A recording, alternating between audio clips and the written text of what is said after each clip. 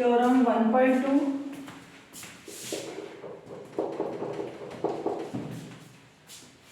If R is an equivalence relation in a set A, then R inverse is also equivalence relation in A. ये क्या है? Let R be equivalence relation.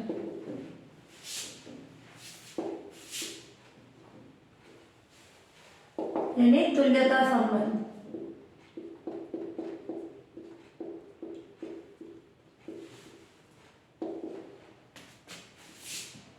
On A.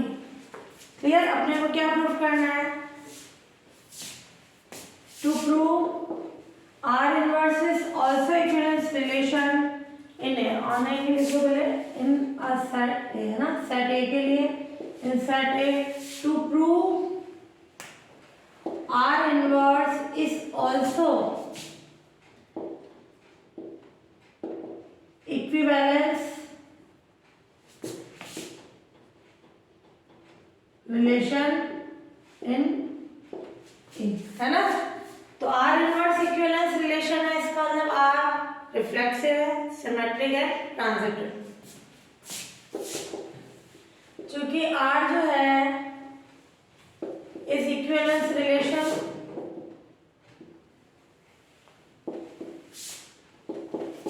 In set A, so R is reflexive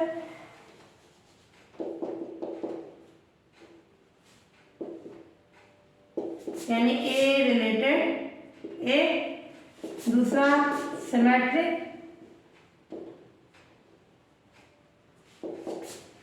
यानी A का B से relation है तो B का भी क्या होगा, A से रिलेशन. और थर्ड ट्रांजिटिव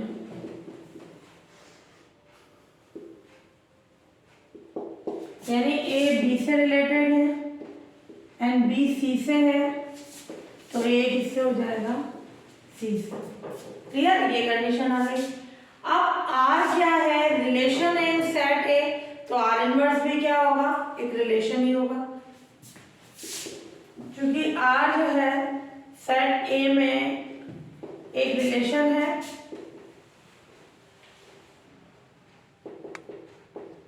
इसलिए R इनवर्स भी सेट A में एक रिलेशन है. क्या कंडीशन होती है, अगर A B से रिलेटेड है तो B किससे रिलेटेड होता है, A से. वो कैसा रिलेशन होता है, R इनवर्स का. A रिलेटेड B है तो B जो है रिलेटेड होगा ऐसे, तो रिलेशन के लिए कैसा होगा, R इनवर्स, है ना. तो B R इनवर्स होगा A से. इनके एलिमेंट्स चेंज हो जाते हैं ना, ये आगे आ जाता है, ये पीछे, तो R इनवर्स का कॉन्सेप्ट. अब ये क्या है, A रिलेटेड है A से, तो ये वाला एक आगे कर ले, ये पीछे कर ले, तो R इनवर्स की कंडीशन आ जाएगी. तो R इनवर्स की क्या हो जाएगा, रिफ्लेक्सिव की कंडीशन.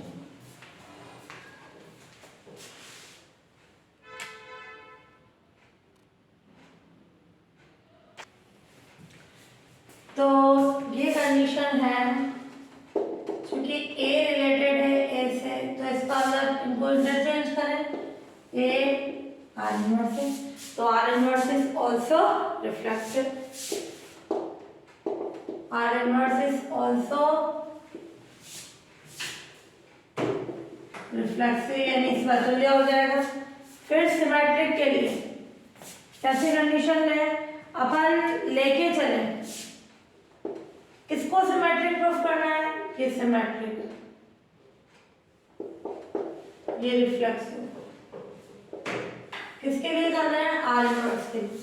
तो जिसको भी सिमेट्रिक प्रूफ करना है, जैसे R को करना होता है तो A रिलेटेड B मान के चलते हैं, B रिलेटेड A प्रूफ करते हैं.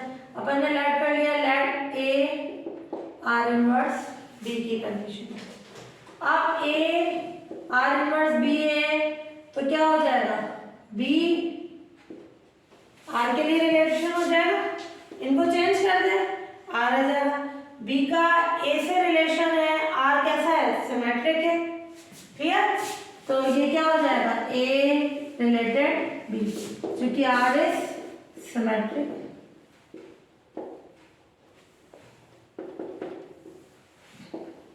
अब वापस इनको चेंज कराओ तो बी आर इनवर्स ए हो गया। तो ए आर इनवर्स बी था, ये अपन ने बता दिया बी आर इनवर्स है, तो आर इनवर्स क्या हो गया, सिमेट्रिक रिलेशन हो गया।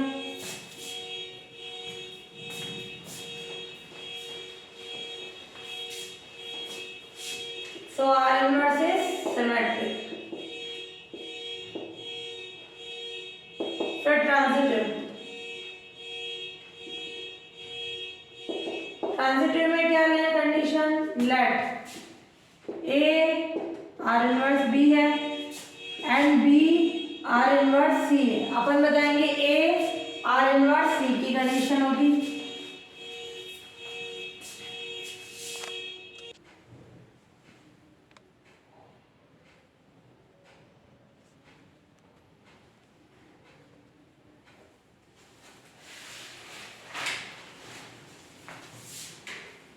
तो ये कंडीशन आ गई, ए आर इनवर्स बी लें, बी आर इनवर्स सी लें।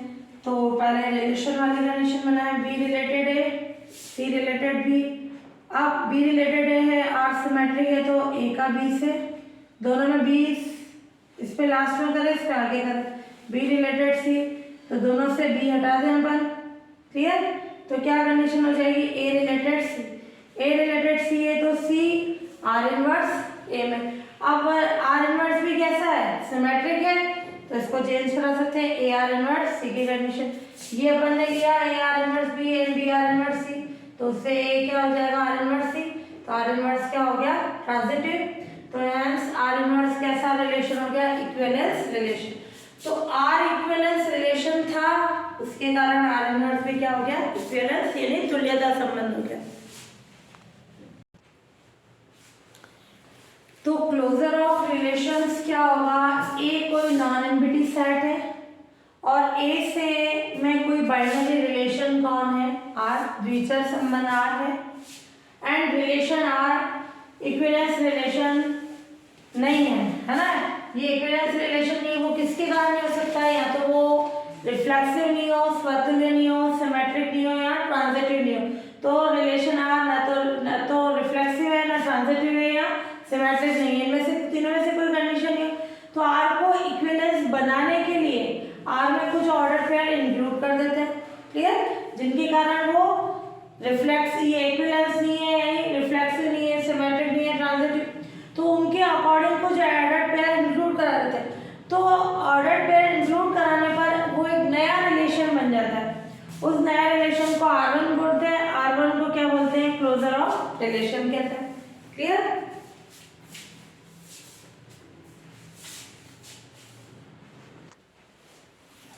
रिफ्लेक्सिव क्लोजर यानी स्वतुल्य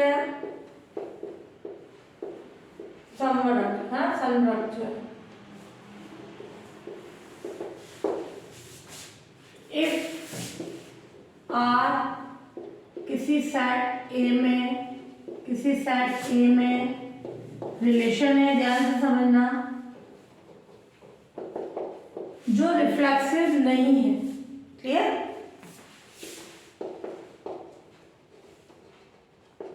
जो रिफ्लेक्सिव नहीं है, तो आर को रिफ्लेक्सिव बनाने के लिए उसका क्लोजर कौन हो जाएगा, उससे बड़ा R1। तो आर को रिफ्लेक्सिव बनाने के लिए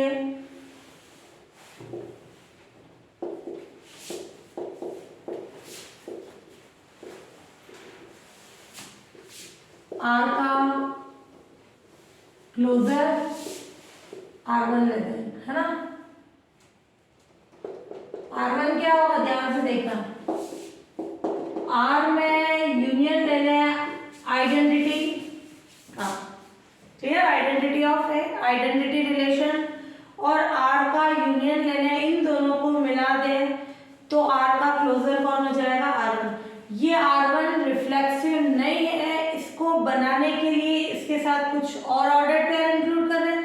वो ऑर्डर पेयर कौन से हो गए, आइडेंटिटी वाले, क्लियर। तब वो क्या बन जाएगा, R1, क्योंकि R1 R रिफ्लेक्सिव ये किसके कारण नहीं होगा, ए का ए से रिलेशन, बी का बी से, जो भी ए में एलिमेंट होंगे उनका खुद का खुद से रिलेशन, जब खुद का खुद से इटसेल्फ रिलेशन है तो उसको कौन सा रिलेशन बोलते हैं? आइडेंटिटी।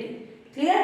तो आर में आइडेंटिटी और इंक्लूड करा दें अपन, तो ये आर वन अब क्या बन जाता है? रिफ्लेक्सिव। इसको क्या बोलते हैं? क्लोजर बोलते हैं। और कैसा क्लोजर बोलेंगे? Reflexive closure. तो ये क्या होगा? आर का क्लोजर जो है R1 लेते हैं। ये R1 क्या है? रिफ्लेक्सिव क्लोजर है किसका? R का,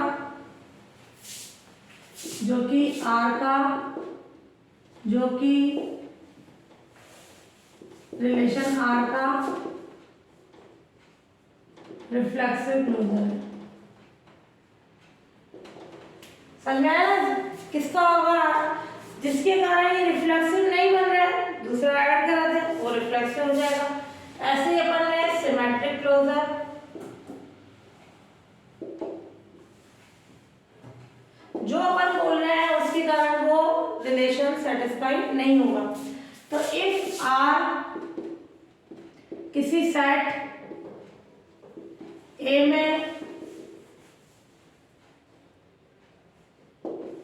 रिलेशन है जो सिमेट्रिक क्लोजर नहीं है,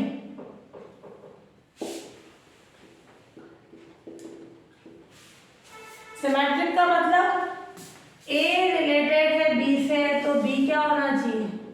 रिलेटेड ए। क्लियर? मैं इसको यूं भी बोल सकती हूँ ए आर इनवर्स बी। तो आर किसी सेट पे रिलेशन है जो सिमेट्रिक, ये सिमेट्रिक रिलेशन नहीं है। क्लियर? तब इसको सिमेट्रिक बनाने के लिए इसका क्या हो जाएगा? सिमेट्रिक क्लोजर कौन होगा? R1। ध्यान से देखना, R का यूनियन ले लेंगे किसके साथ? R इनवर्स के साथ। अपन बोल रहे ना B रिलेटेड है, इसको बोल रहे हैं A R इनवर्स B। अगर मैं बोलूं R के साथ R इनवर्स ले लें, R इनवर्स ये है यानी B रिलेटेड A ही होगा। तो R का यूनियन ले R इनवर्स के साथ, तो वो क्या हो जाएगा? R1, जो रिलेशन R का सिमेट्रिक क्लोजर है।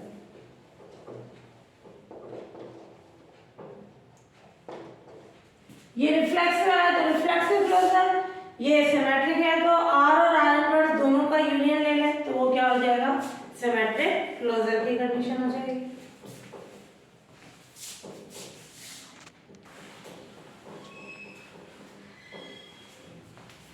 हाँ, ट्रांजिटिव क्लोजर, इफ R किसी सेट A में रिलेशन है जो ट्रांजिटिव नहीं है, तो R को ट्रांजिटिव बनाने के लिए R का क्लोजर यहाँ R1 नाम नहीं देके R स्टार नाम देते हैं। R स्टार क्या होता है? R union R square union R cube union R to the power m। ये कहाँ तक जाता है? ऑर्डर ऑफ A n है। अगर A में 3 एलिमेंट्स है तो R क्यूब तक जाएगा। A में m एलिमेंट्स है, ऑर्डर का मतलब नंबर ऑफ एलिमेंट, तो सेट में जितना एलिमेंट है R क्यूब की पावर तक जाके उन सबके यूनियन के इक्वल होता है। तो ये हो जाएगा ट्रांजिटिव क्लोजर की कंडीशन।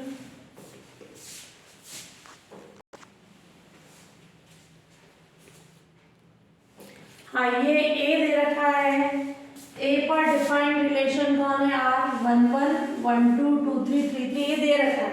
क्लियर? इस पे बोल रहा है इस R के लिए रिफ्लेक्सिव, सिमेट्रिक और ट्रांजिटिव क्लोजर फाइंड करना है। तो रिफ्लेक्सिव क्लोजर यानी स्वतुल्य समग्र क्या हो जाएगा?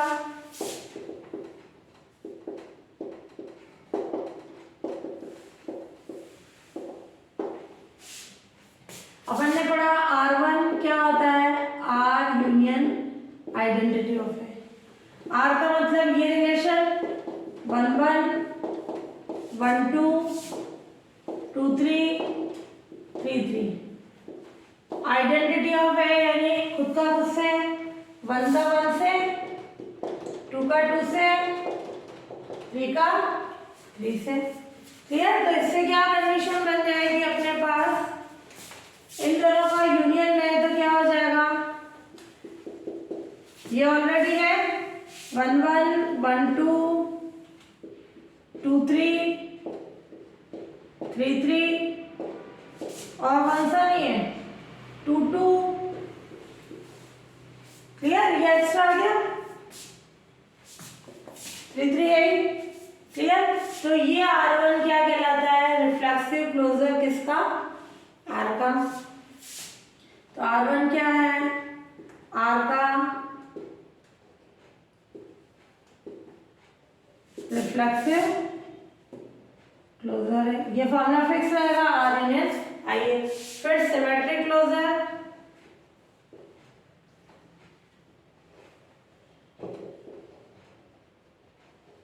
सिमेट्रिक क्लोजर में क्या होगा,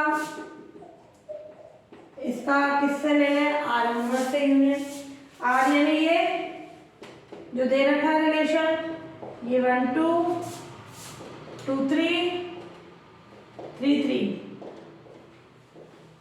R इनवर्स क्या होगा, इसी के अकॉर्डिंग 1 1 उल्टा करें, यही रहेगा। ये 2 1 बन जाएगा, ये 3 2 बन जाएगा, ये 3 3 का 3 3। इनका यूनियन ले लें तो क्या आ जाएगा, ये R1 हो जाएगा 1 1 1 2, पहले ये लिख लो 2 3 3 3 2 1 और ये 3 2। क्लियर, देखो यार 1 2 है तो 2 1 आ गया, 2 3 है तो 3 2 आ गया। तो ये जो कि R का क्या हो गया, सिमेट्रिक क्लोजर।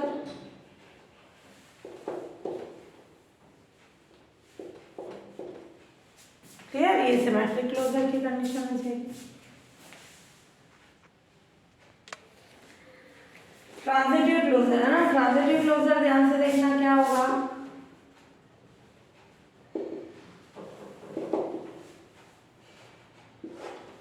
तो ऑर्डर ऑफ ए कितना है 3, इसके अंदर कितने एलिमेंट्स हैं 3। तो R स्टार क्या होगा, R union R square union R cube. Clear, अब R तो है रिलेशन, R स्क्वायर क्या होगा, अपन ट्रांजिटिव का रिलेशन देखना है, इस R में से ही कंडीशन बनेगी। R में से ट्रांजिटिव का रिलेशन बनाओ, 1 1 1 2 है तो 1 1 हट जाएगा, क्या आ जाएगी कंडीशन 1 2। क्लियर, और इन दोनों को देखें तो क्या हट जाएगा 2 2, तो क्या आ जाएगा 1 3, और इन दोनों से 3 3 हट जाएगा तो क्या आ जाएगा 2 3। क्लियर, और ये आइडेंटिटी वाले तो मैं 2 बार आइडेंटिटी लिख दूं, देखते हैं तो क्या होगा, ये 1 1 हटा दो तो वापस आइडेंटिटी आएगी। क्लियर, तो इसका अंदर 1 1 आएगा ही, 3 3 आएगा ही। क्लियर, तो ये हो गया अपने पास R स्क्वायर की कंडीशन। है प्रॉब्लम कि ये 1 1 हट गया, इनमें ट्रांजिटिव लगा दिया तो 1 2, 2 2 हटा दो 1 3, 3 3 हटा दो 2 3, ये 3 तो है। और ये आइडेंटिटी वाले खुद का खुद से रिलेशन ये ट्रांजिटिव को सेटिस्फाई करते हैं, तो 1 1 3 3 ये आ गया था। ये किसकी कंडीशन हो गई, R स्क्वायर की। फिर R क्यूब यानी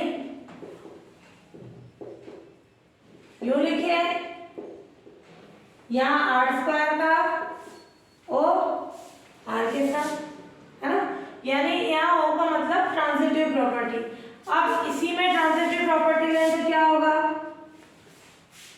1 2 1 3, ये वाला देख लो, मैंने 1 2 का 2 3 के साथ, तो क्या आ जाएगी कंडीशन 1 3। और मैं इसको उल्टा भी कर सकती हूँ, सिमेट्रिक होता ही है, 2 1 करूँ तो ये हट जाएगा तो भी 1 3 आ जाएगा। क्लियर, और ये 1 3 इसका इसके साथ देख लो, 3 3 हटा दो तो कैसी फॉर्म आ जाएगी 1 3 की। क्लियर, एक ही बार लिखेंगे, 1 3 ऑलरेडी है। और फिर अपन देखें दोनों में सेम कौन सा है, ये वाला 3 हट जाएगा, कौन सा हो जाएगा 1 2। क्लियर, 1 3 भी आ गया, 1 2 भी आ गया। अब अपन देखें इसमें ये 1 1 और 3 3 तो आएंगे, और 2 3 वाला कॉन्सेप्ट देखें अपन, 2 3 है ना, ये 1 2 तो आ गया, ये आ जाएगी कंडीशन, ये 1 1 हटा तो कैसा आ जाएगा 2 3 का, ये सिमेट्रिक है तो इनको आगे पीछे करेंगे तो क्या आ जाएगा 1 1 हट जाएगा तो 2 3 की कंडीशन। तो यहाँ आर स्क्वायर निकाला आर के यूज से, आर में कैसी प्रॉपर्टी लगा दी ट्रांजिटिव, इनमें ट्रांजिटिव लगा के निकाला, और आइडेंटिटी 1 और 3 3 की तो कंडीशन आएगी। सेम ऐसे ही आर क्यूब वाला आर स्क्वायर और आर स्क्वायर के यूज से निकाल लिया। अब अपन निकाल रहे हैं ये वैल्यूज किस पे पुट कर दें फर्स्ट में, तो क्या आ जाएगा, ये ले लो फर्स्ट, ये second, third, fourth, by equation first, third and fourth, putting value of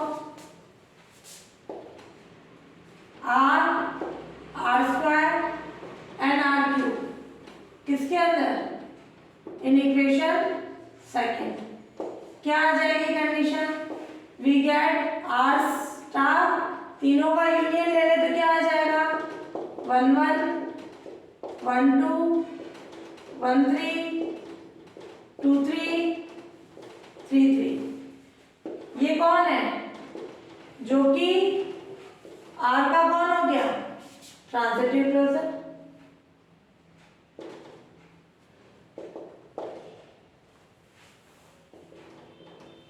clear, ये आ गई कंडीशन।